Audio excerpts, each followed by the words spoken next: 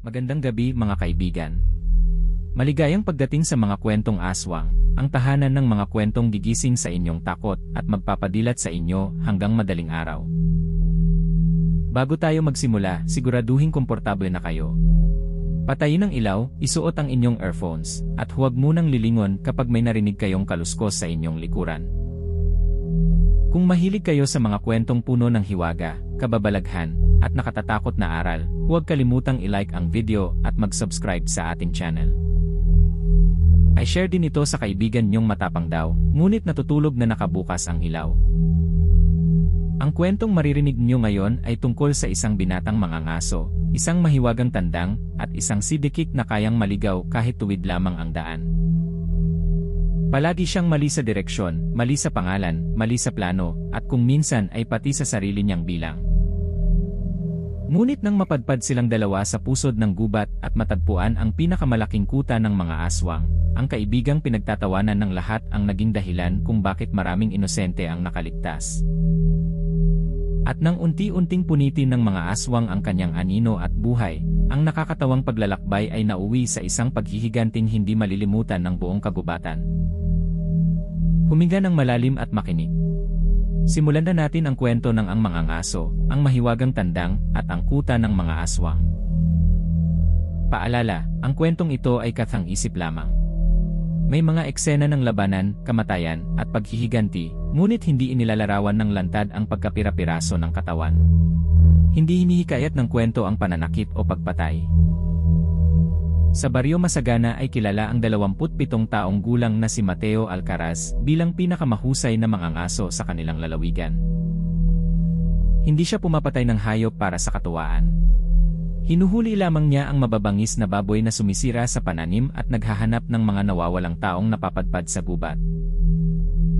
Marunong siyang magbasa ng bakas, makinig sa galaw ng dahon, at makilala kung sariwa o lumang yapak ang nasa putik. Kung may isang kahinaan si Mateo, iyon ay ang kaibigan niyang si Kulas. 25 taong gulang si Kulas, malakas ang katawan, mabilis tumakbo, at may pusong hindi marunong mang-iwan ng kasama. Ang problema, palagi siyang nauuna bago mag-isip. Mateo, may nakita akong bakas ng usa. Iyan ang bakas ng tsinelas mo. Kaya pala pamilyar. At bakit isa lang? Suot ko pa ang isa. Minsan ay nagdala si Kulas ng asin upang itaboy ang aswang, ngunit asukal pala ang nailagay niya sa supot. Pareho namang puti. Ang ulap at kalabaw pareho ring may puti. Hindi ibig sabihin pareho sila.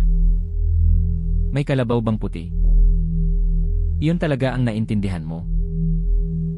Sa kabila ng mga pagkakamali, isinasama pa rin siya ni Mateo. Noong bata sila, si Kulas lamang ang tumulong kay Mateo nang lamunin ng baha ang kanilang kubo. Hindi marunong lumangoy si Kulas, ngunit tumalon pa rin ito sa tubig dala ang lubid. Paano mo ako ililigtas kung pareho tayong malulunod? Hindi ko alam. Basta hindi ka mag-isa. Iyan si Kulas. Maaaring mali ang paraan, ngunit tama ang dahilan. Isang umaga ay dumating sa kanilang kubo si Lola Pinang, ang pinakamatandang hilot sa baryo. Mateo, 3 ng mga ngahoy ang hindi bumabalik mula sa hilagang bahagi ng gubat. Kailan sila huling nakita? 3 gabi na. May nakita ring pulang usok sa ibabaw ng mga puno. Baka nag-ihaw lang sila. 3 gabi nang nag-iihaw. Matigas siguro ang karne. Kulas, ihanda mo ang gamit. Alin? Panghanap o pang-ihaw? Panghanap. At huwag kang magdala ng asukal. Binigyan sila ni Lola Pinang ng lumang mapa. May markang pulang bilog sa bahaging tinatawag na pusod ng gubat. Huwag kayong lalampas dito. Ang mga punong nasa loob ay kayang ilipat ang landas. Kung naroon ang mga nawawala, kailangan naming pumasok. Kapag nakarinig kayo ng tandang sa gitna ng gubat, sundan ninyo. Ngunit huwag ninyo itong hulihin. Paano kung manok ang makita namin? Ang tandang ay manok na lalaki. Kaya pala pareho ang mukha. Umiling si Lola Pinang at ipinaalala kay Mateo na bantayang mabuti ang kaibigan. Pumasok sila sa gubat bago sumikat ang araw. Dala ni Mateo ang pana, itak, lubid, lampara, at maliit na kampana. Dala naman ni Kulas ang pagkain, tubig, kumot, kawali, 3 kutsara, at 1 unan. Bakit may unan ka? Sabi mo 2 araw tayong mawawala. Hinahanap natin ang mga nawawala. Hindi tayo ang mawawala. Mabuti ng handa. Sa unang oras ay nakita ni Mateo ang bakas ng 3 peres ng sapatos. Dito dumaan ang mga mangangahoy. Sigurado ka bang hindi sapatos lang ang naglakad? May nakita ka na bang sapatos na walang paa? Wala pa. Pero malaki ang gubat. Habang lumalalim ang kanilang paglalakad ay napansin nilang walang ibong kumakanta. Ang mga puno ay matataas at magkakadikit ang mga sanga. Kahit tanghali ay parang dapit hapon sa ilalim. Biglang may narinig silang mahinang tilaok mula sa kanluran. Narinig mo yon? Aso. Tandang iyon. Baka asong marunong tumilaw. Sundan natin bago ko pagsisihan ang pagsama sayo. Natagpuan nila ang isang napakagandang tandang na nakatayo sa ibabaw ng batong natatakpan ng lumot. Kulay pula ang balahibo nito, ngunit ginto ang dulo ng bawat pakpak. Ang palong ay hugis maliit na apoy at kulay bughaw ang mga mata. Ang laki. Siguradong masarap itong tinola. Subukan mo at ikaw ang ilalagay ko sa kaldero. Mateo, nagsalita ang ulam. Hindi siya ulam. Sa wakas, may isang gumagamit ng utak. 2 kami. Nagpapahina lang ang akin. Ang pangalan ng tandang ay Siklab. Isa siyang bantay ng bukang liwayway at kaaway ng mga nilalang na nabubuhay sa dilim. Ang 3 hinahanap ninyo ay bihag sa kuta ng balintataw. Nasaan ang kuta? Sa pusod ng gubat, kung saan hindi sumisikat ang araw at hindi tumitilaok ang karaniwang tandang. Mabuti at hindi ka karaniwan. Mabuti rin sana kung hindi ka karaniwan sa katangahan. Salamat. Hindi papuri iyon. Kaya pala hindi ngumiti. Sinabi ni Siklab na ang kuta ang pinakamalaking taguan ng mga aswang sa buong kagubatan. Pinamumunuan ito ni Reyna Morbida, isang matandang aswang na kayang nakawin ang anino ng tao at gamitin iyon upang kontrolin ang katawan. Sa ilalim ng kuta ay nakakulong ang mga dinukot mula sa iba't ibang baryo. Kapag sumapit ang bagong buwan, ihahain sila sa piging ng dilim. Ilang araw pa? 2. May oras pa tayong matulog. May unan ka nga pala. Kung makatulog ka sa lugar na ito, baka anino mo na lang ang magising. Hindi na ako inaantok. Sumama sa kanila si Siklab. Hindi siya kayang hawakan ng tao, ngunit kusang sumasakay sa balikat ni Mateo kapag pagod. Kay Kulas ay ayaw niyang sumakay. Bakit sa kanya ka lang? Malinis ang balikat niya. Naligo ako kahapon. Iyan ang problema. Sa tulong ng mahiwagang tandang ay nakaiwas sila sa mga punong nagpapalit ng direksyon. Kapag maling landas ang tinatahak nila ay nagiging itim ang palong ni Siklab. Sa unang sangandaan ay pumili si Mateo ng kanan. Sigurado akong kaliwa. Bakit? Kapag pumipili ako ng kanan, mali. Kaya kaliwa na ngayon. Kanan ang tama. Iyan ang unang problema ng tama. Hindi nito ako pinagkakatiwalaan. Kinagabihan ay narating nila ang ilog na paikot ang agos. Sa kabilang pampang ay nakatayo ang babaeng nakaputi at nakatalikod. Tulungan ninyo ako. Naligaw ang anak ko. Kawawa naman. Tatawid ako. Huwag. Pero may nawawalang bata. Wala siyang anino. Humarap ang babae. Wala itong mata at ang bibig ay umabot hanggang tainga. Ibigay ninyo sa akin ang lalaking walang isip. Hindi ninyo mapapansin ang nawala. Ako ba yon? Mamaya na tayo mag-usap. Pinaulanan ni Mateo ng palaso ang nilalang habang tumilaok si Siklab. Sa tilaok ay lumitaw ang tunay na anyo nitong mahaba ang mga braso at may kaliskis sa likod. Sinubukan nitong hilahin si Kulas sa tubig. Sa pagkataranta ay ibinato niya ang unan. Kunin mo ito. Mas malambot sa akin. Kakaibang bagay ang nangyari. Nilamon ng aswang ang unan at nabulunan sa balahibo. Sa lahat ng sandatang maaari mong dalhin, unan pa ang nakaligtas sa atin.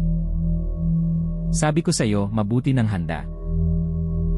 Tinamaan ni Mateo ang anino ng nilalang at itinaboy ito pabalik sa kailaliman. Kinabukasan ay narating nila ang mataas na bahagi ng gubat. Mula roon ay nakita ang kuta ng balintataw. Hindi ito simpleng bahay o kuweba.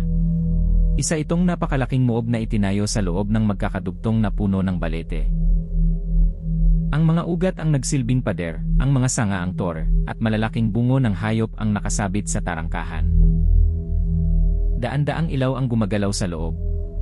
Hindi apoy ang mga yon kundi mga matang hindi sabay-sabay kumukurap. Marami sila. Hindi tayo maaaring sumugod ng harapan. May lagusan sa ilalim ng ugat. Ngunit binabantayan ng mga aswang na nakakakilala sa amoy ng tao. Magpanggap tayong aswang. Paano? Magmukha tayong pangit at mabaho. Ikaw, handa na. Salamat ulit. Hindi pa rin papuri. Kahit katawa-tawa ang mungkahi, iyon ang pinakamalapit nilang pagkakataon. Gumamit sila ng putik at abo upang baguhin ang amoy. Gumawa si Mateo ng huwad na pangil mula sa maputing kahoy. Si Kulas naman ay kumuha ng 2 butil ng bawang at inilagay sa bibig. Bawang iyan. Akala ko pangil. Magandang paraan upang patayin ang sarili mong disgis. Inalis niya ang bawang at pinalitan ng 2 pirasong kahoy, ngunit magkaiba ang haba. Mas nakakatakot kung hindi pantay. Mas nakakatawa. Itinago nila si Siklab sa loob ng malaking bayong na may maliit na butas para makahinga. Kapag hindi ako nakalabas, sisiguraduhin kong sa ulo mo ako unang tatae. Bakit sa akin? Si Mateo ang may hawak. Alam kong sa iyo mas masakit ang kahihiyan. Lumapit sila sa lagusan habang ginagaya ang lakad ng mga aswang. Paano ba maglakad ang aswang? Normal lang. Huwag kang pumilay. Akala ko mas nakakatakot kapag ganito. Sa pintuan ay hinarang sila ng 2 bantay na may mukhang tao, ngunit nakabaliktad ang mga paa. Saan kayo galing? Mula sa kanlurang pugad. May dala kaming handog para sa reyna. Ano ang password? Hindi nila alam na may password. Tiktilaw. Ano? Iyon ang password namin sa kanluran. Ang tamang sagot ay walang araw sa pusod. Yan sana ang pangalawa kong sagot. Humigpit ang hawak ng mga bantay sa kanilang sandata. Biglang may bumulong mula sa bayong.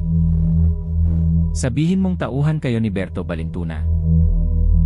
Ipinadala kami ni Berto Balintuna. Ayaw niyang malaman ng ibang pugad ang bagong huli. Nagkatinginan ang mga bantay. Kilala pala nila ang pangalang binanggit ni Siklab. Dumaan kayo. Ngunit iharap niyo muna ang handog sa kusina. Maraming salamat. Sana masarap ang inyong gabi. Bakit ka nagsasalita na parang tao? Baguhan lang po akong aswang. Natamaan sa ulo noong hinahabol namin. Mukhang matagal nang natamaan.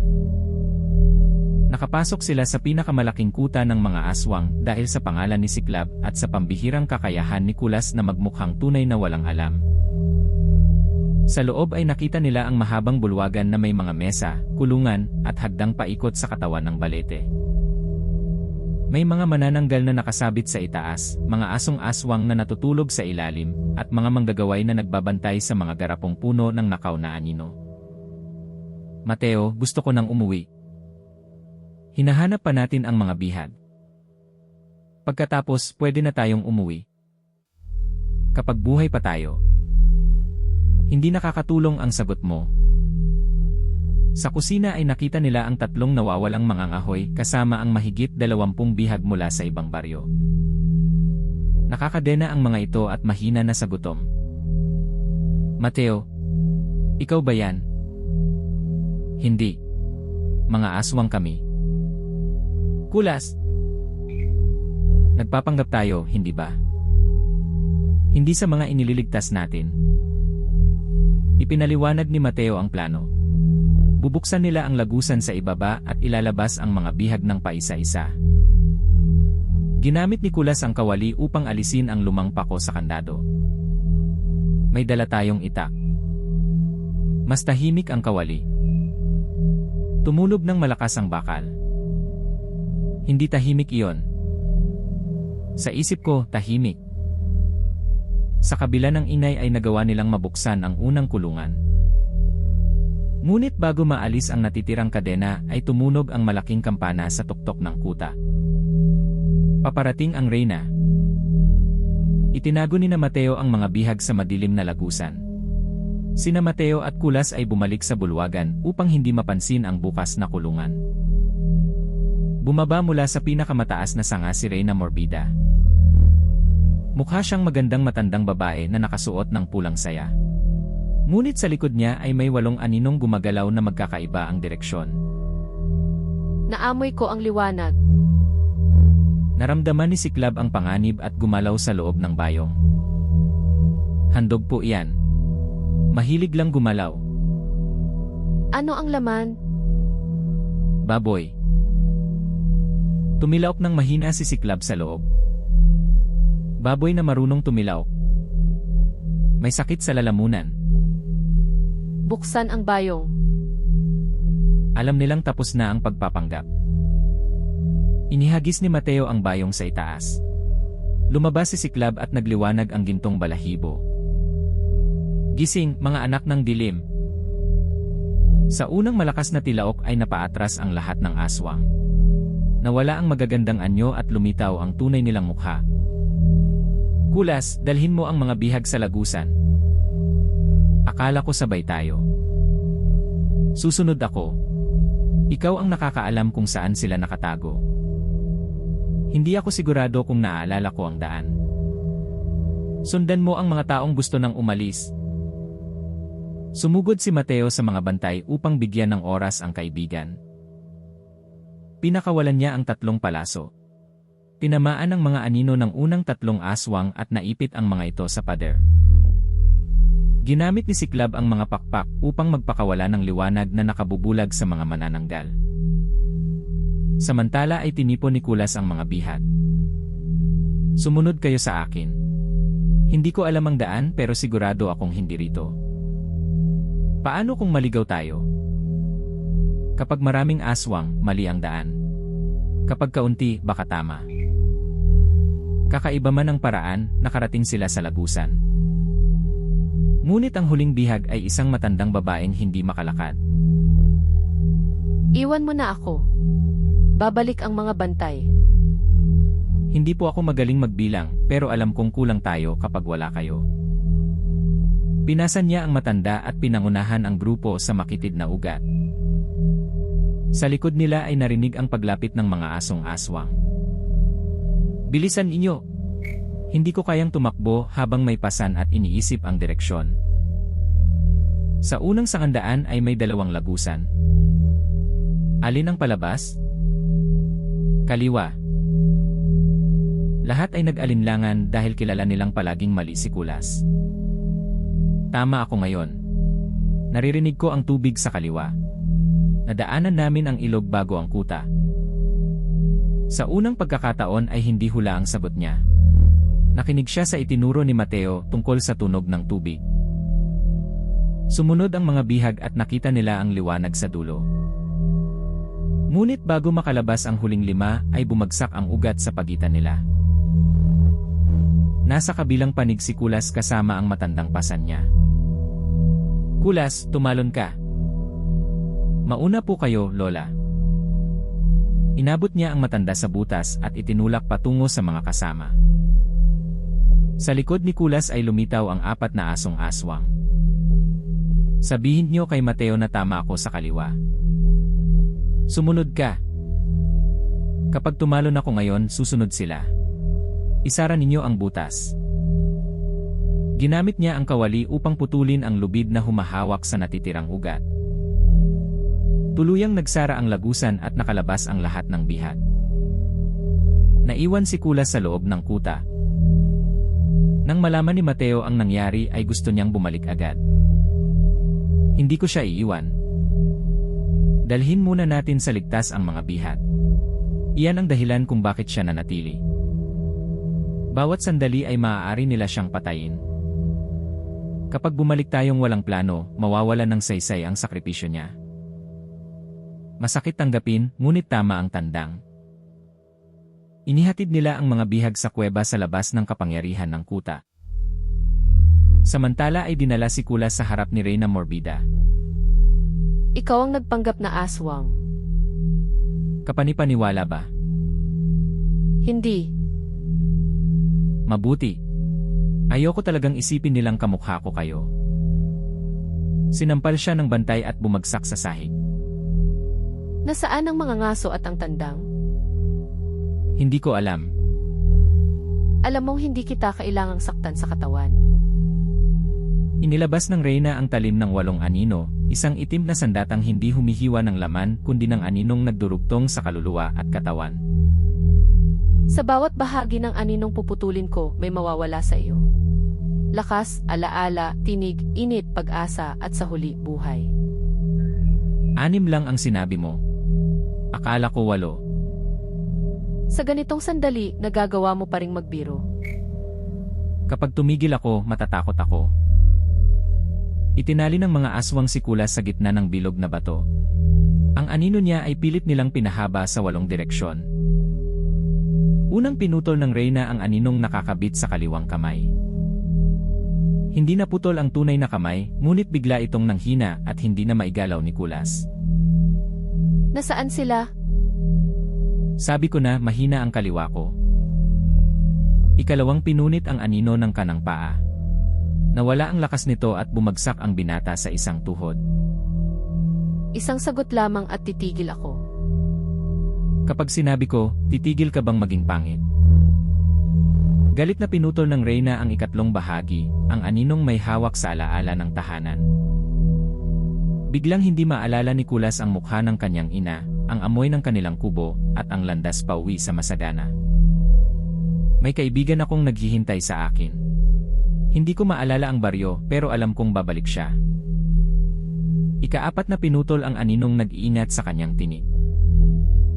Naging mahina ang bawat salita hanggang halos bulong na lamang. Hindi ka niya babalikan. Alam niyang pabigat ka. Lagi niya akong binabalikan.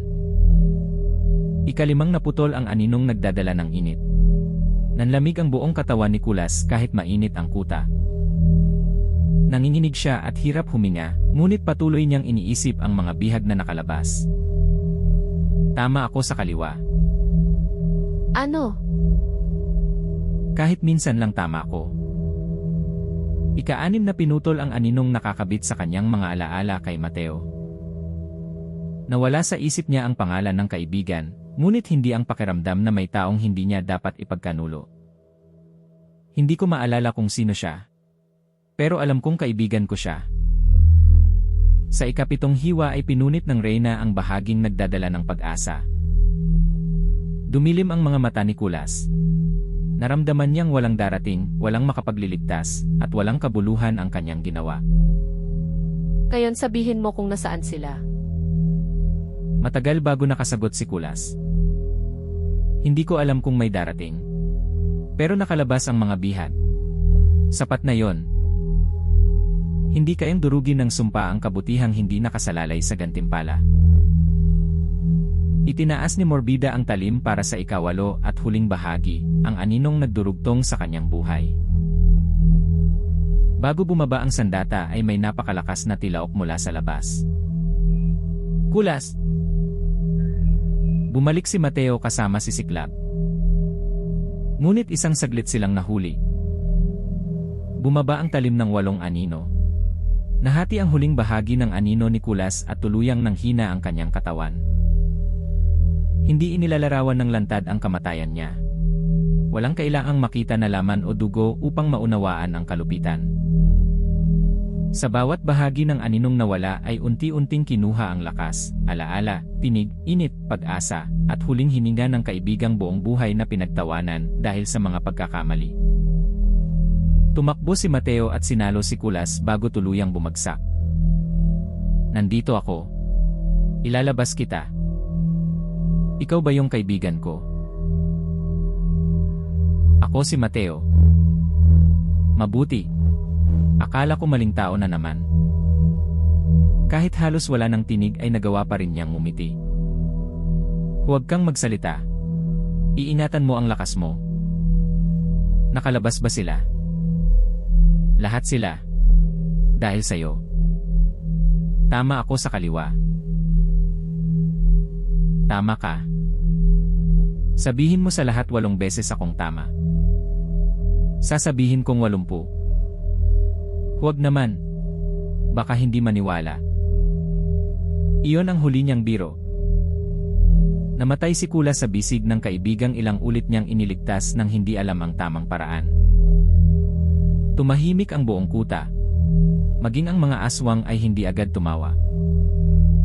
Inilapag ni Mateo ang kaibigan at ipinikit ang mga mata nito. Pinagtawanan ko ang bawat pagkakamali mo. Pero ikaw ang pinakamatapang na taong nakilala ko. Kung natapos ka ng magluksa, ikaw naman ang pagpuputol-putulin ko. Tumayo si Mateo. Hindi siya sumigaw at hindi agad sumugod. Ang galit niya ay hindi apoy na magulo. Isa itong malamig at malinaw na pasyang tapusin ang kuta. Hindi mo lang pinatay ang kaibigan ko. Pinatay mo ang taong nagligtas sa mga pagkaing inihandan nyo para sa sarili. Mateo, ang 8 piraso ng anino niya ay nakakadena sa mga tor. Hanggat hawak ng Reyna ang mga yon, lalakas siya sa kamatayan ni Kulas. Kung gayon, babawiin natin ang bawat piraso. Nagsimula ang huling labanan sa kuta ng Balintataw. Tumilawak si Siklab at kumalat ang liwanag sa unang tor. Lumabas ang mga manananggal mula sa kisame, ngunit pinaputukan sila ni Mateo ng mga palasong may balot na gintong balahibo. Hindi pinupunit ng mga palaso ang katawan. Tinatalian nito ang anino sa sahig upang hindi makalipad ang nilalang. Inakyat ni Mateo ang unang tor at nakita ang anino ng kaliwang kamay ni Kulas na nakapako sa dingding. Nang alisin niya ang itim na pako ay naging liwanag ang piraso at pumulupot sa kanyang braso. Hindi ko kailangan ng kaliwa. Mahina naman yon. Sa ikalawang tor ay hinarang siya ng 3 asong aswang. Ang una ay sumugod sa harap, ang ikalawa sa likod, at ang ikatlo ay nagtangkang agawin si Siklab. Yumuko si Mateo, pinaikot ang itak, at tinamaan ang anino ng unang 2. Si Siklab naman ay tumuka sa mata ng ikatlo. Ako ang kukuha sa iyo, hindi ikaw sa akin. Nakuha nila ang anino ng kanang paa. Sa ikatlong tor ay naghihintay ang mga manggagaway na may hawak na salamin. Ipinakita nila kay Mateo ang mga pagkakataong iniwan niya si Kulas sa gubat dahil sa inis. Kung naging mas mabuti kang kaibigan, hindi siya mamamatay. May mga pagkakataong hindi ko siya pinahalagahan. Pero kayo ang pumili na patayin siya. Binasag niya ang mga salamin gamit ang kawaling na iwan ni Kulas. Sa likod nito ay nakuha niya ang pirasong may alaala ng tahanan. Sa ika-4 na tor ay may mga bibig sa dingding na umuulit sa huling bulong ng mga biktima. Tinangka nilang nakawin ang tinig ni Mateo, ngunit tumilaok si Siklab ng mas malakas at pinatahimik ang mga ito. Nakuha nila ang aninong nag-ingat sa tinig ni Kulas. Kapag tumigil akong magbiro, matatakot ako. Pwede kang matakot, kaibigan. Matapang ka pa rin. Sa ika-5 tor ay umihip ang napakalamig na hangin. Doon nakatago ang init ng katawan ni Kulas. Binalot ni Mateo si Siklab sa kanyang damit upang hindi manigas ang mahiwagang tandang. Huwag mong sabihing nag-aalala ka sa akin. Kapag nawala ka, sino ang mang-insulto sa akin? Marunong ka na. Ipinagmamalaki kita. Sa ika-6 na tour ay wala silang nakitang bantay. May mesa lamang na may 2 bakanteng upuan. Umupo sa isa ang espiritu ni Kulas, ngunit hindi siya makilala. Sino ka? Ako ang kaibigan mong palaging nagsasabing mali ka. Marami yata yon. Ako ang iniligtas mo sa baha. Ako ang hindi marunong sabihin kung gaano kita kailangan. Bumalik ang alaala sa mata ng espiritu. Mateo, ang tagal mo. Pasensya na. Naging liwanag ang ika-6 na piraso at sumama sa iba. Sa ika-7 tour ay naghihintay ang kawalan ng pag-asa. Walang kalaban at walang pintuan.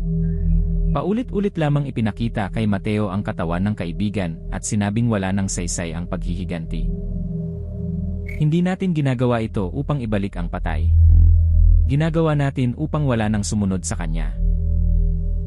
Naalala ni Mateo ang mga bihag na nailigtas. Iyon ang sagot sa sumpa. May saysay ang ginawa ni Kulas. Buhay sila. Bumukas ang ika-7 tour at nakuha nila ang piraso ng pag-asa.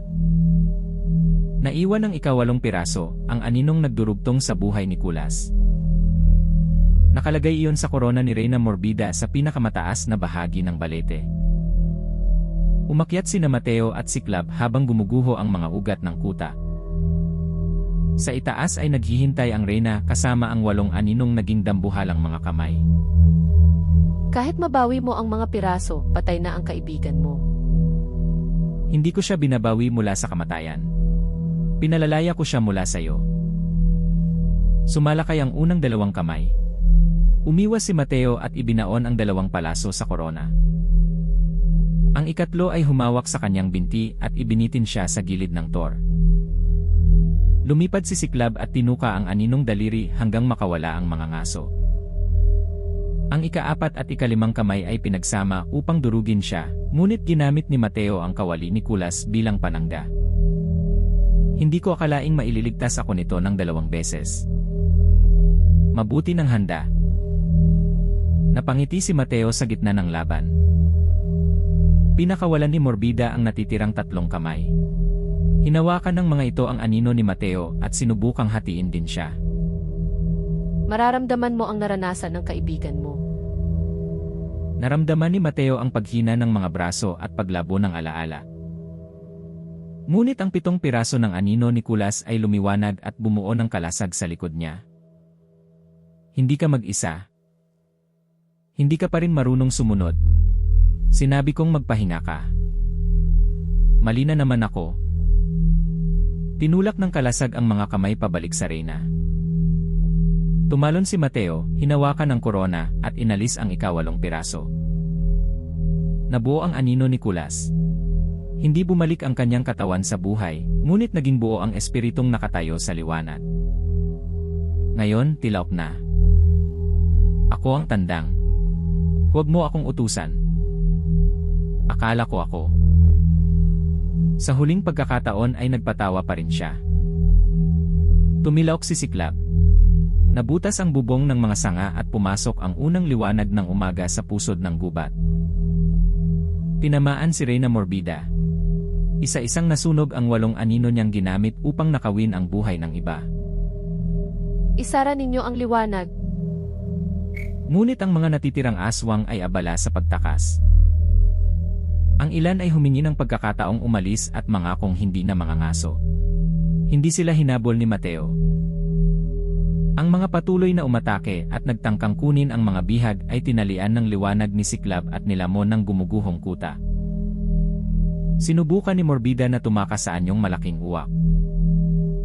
Pinakawalan ni Mateo ang huling palaso, hindi sa katawan kundi sa aninong naiwan sa tor. Naipit ang anino sa sikat ng araw. Bumalik ang Reyna sa tunay na anyo at nawalan ng lakas. Ito ang para sa lahat ng aninong pinira-piraso mo. Kapag pinatay mo ako, magiging katulad mo rin ako. Hindi kita pinapatay dahil sa galit lamang. Winawasak ko ang kapangyarihang ginagamit mong kumitil ng buhay. Itinanim niya ang talim ng 8 anino sa korona ng reyna. Ang sariling sandata nito ang pumutol sa ugnayan ng 8 anino. Nawala ang ninakaw na lakas at tuluyang naging abo si Morbida sa liwanag ng umaga. Gumuho ang kuta ng balintataw. Nabuksan ang makapal na bubong ng mga puno at unang beses sa napakahabang panahon ay sumikat ang araw sa pusod ng gubat. Dinala ni Mateo ang katawan ni Kulas palabas. Sa tabi niya ay naglakad ang espiritu ng kaibigan, buo na ang anino. Maaari ka bang manatili? Hindi ko alam ang daan. Sa pagkakataong ito, susundan mo ang liwanag. Kanan ba o kaliwa? Tuwid. Iyan ang hindi ko nasubukan. Niyakap ni Mateo ang kaibigan kahit liwanag na lamang ang nahawakan niya. Salamat sa hindi mo pag-iwan sa akin. Sabi ko noong bata tayo, hindi kita hahayaang mag-isa. Paano naman ako ngayon? May tandang ka. Huwag mo akong idamay sa malungkot ninyong usapan. Umiti si Kulas at naglakad patungo sa liwanag. Sa bawat hakbang ay bumabalik ang mga alaalang ninakaw ng reyna. Mateo, naalala ko na ang baryo natin. Saan? Sa kaliwa. Natawa at umiyak si Mateo ng sabay bago tuluyang maglaho ang kaibigan. Bumalik siya sa masagana kasama ang mga nailigtas at ang mahiwagang tandang. Inilibing si Kulas sa mataas na burol na tanaw ang 200, isa sa kanan at isa sa kaliwa. Sa puntod ay inilagay ni Mateo ang kawali, piraso ng unan, at karatulang may nakasulat. Dito nakahimlay si Kulas. Madalas mali ang direksyon, ngunit kailanman ay hindi nagkamali sa pagpili ng kaibigang ililigtas. Mula noon ay naging bantay ng baryo masagana si Mateo. Hindi na siya nag-iisang pumapasok sa gubat dahil palaging kasama si Siklab.